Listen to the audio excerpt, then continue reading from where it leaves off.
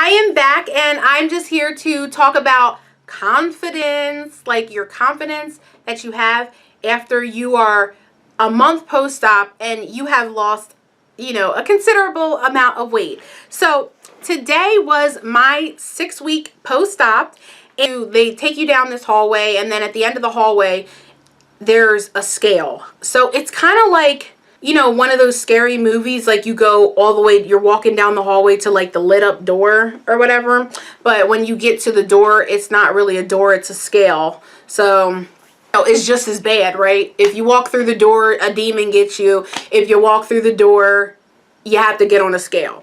It's the same damn thing to me. And so when I was walking down the hallway, I guess he's a nurse's assistant. I have no idea, but he's like a short, little, cute, I guess he's Hispanic or whatever, but he's so cute. He has like a baby face, and he was like walking me down the hallway, and I see him all the time, every time I go back for my post-op appointments, and he weighs me every time. So if there was any chance of us getting together, he already knows my numbers. Before I even got on the scale, he was looking at me because this is what I look like today, except I didn't have gray shirt on. I just did this to be comfortable today. He was looking at me as we were walking down the hallway, and he was literally like, his face was like this and mine was like this. And he was like, oh, you're confident and everything. He's like, yeah, getting confident. So not like you're getting confident, bitch, back down. But because last time I was at that appointment, I don't know what was wrong with me. I guess it was just like symptoms of like healing and things like that, being out of surgery. But I was like not myself, and I knew that the staff like saw that I wasn't myself, and it was really weird. I felt weird. I felt like, I don't know why I felt so judged. I think that's a little bit of what was wrong with me on my last appointment. But this appointment, honey, I walked in there like, yes, who won it with Lee? It was great. I usually have a good attitude. This is a process, and all the people that, you come in contact with at your clinic or your hospital or anything, like, they take care of you. Well, they took care of me. You can feel when somebody's standoffish and things like that. So I didn't apologize, but I was letting him know, like, yeah, well, I feel myself again. And last time I was here, I wasn't really feeling good, but this time it was good. Like, he actually mentioned the word confident, and I'm like, yes, because you can really tell like when somebody is not confident in themselves, and it has to do with their body language. And I'm not saying that I'm the most confident girl in the world right now, but I can honestly sit here and tell you guys that I've gained so much more confidence than what I had prior to this. I barely had any confidence, and don't even talk about self-esteem. Some people say they're one and the same, but if they were, there wouldn't be two different words for them. So I do kind of feel like they're definitely a little different. But just the fact that that's the word that he used, because my shoulders were back, like my head was up, and it wasn't like an act. I don't know, like whenever I get in the hallway and it's long now, I don't know, for some reason I'm like, oh yes, bitch, this is a runway. Yes, this is me all day.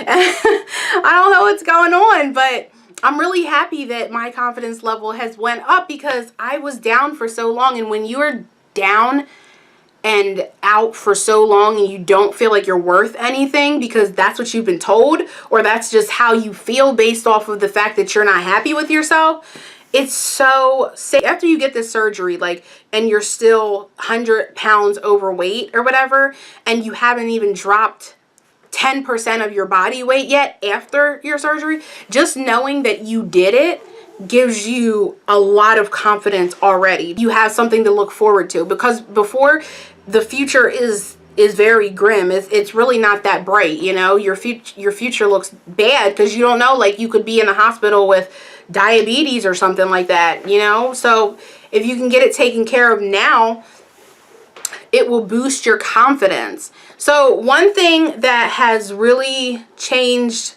in my mind is, like, as far as my relationship status goes, I had always just dreamed about pretty much being independent. Really didn't want to be in a relationship ever. Always like just imagined that I would be single, and I never really thought that I wanted a boyfriend or anything, just because I personally still view it as like a big responsibility, you know, and I have everybody has a responsibility to themselves. So I just feel like because I'm not really where I want to be 100% yet in my life, I have no room right now for like a love life or anything, or relationship and all that, good stuff that people say. Now I'm a little more open to it, and it ties all in with your confidence level and your self-esteem, just feeling like you're worthy of love or companionship, or being able to connect with somebody of your choice. It's a thought that I've, kind of pondered on, for a few months now, like maybe I should try, I don't know. I do feel like, it'd kind of be fun to test the waters just a little bit. I had people approach me and things of that nature, but if I find out what you're about just in the slightest and I don't like it, honestly, I cut it off. I won't even go any further. Like, you text me and you're just not getting an answer. That's just how I run my ish. It's definitely another like good feeling, because I'm somebody who loves taking like long drives at night and stuff like that. So when I go out, like, I blast my music. Yes, I have to have my music blasting at all times, cruising and this and that. And I was like, I could have like a little, I could have a little breezy right, next to me. Like, okay, I could be sitting, passenger side. See how I said, like, having him sit next to me instead of me sit next to him, because I imagined myself driving. But is that not how a man and woman relationship works? See, I don't know, because it's like he'll be like, oh, I want to drive, but I'm not really a submissive person, so it's going to be a tough one. I am single and I am loving it, because you got to work on yourself. Confidence level is definitely something that you gain through changing your situation that you are insecure about. If you're insecure about your weight, then start losing weight. If you're insecure about your hairstyle, then change your hairstyle or add some tracks. Do whatever you got to do, honey.